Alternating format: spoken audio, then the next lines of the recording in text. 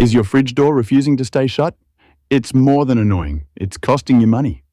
A faulty seal, misaligned hinges, or even just too much stuff inside can be the cause. We'll cover simple DIY checks like cleaning the gasket and checking for obstructions, and even show quick test. Learn when to DIY and when to call the pros.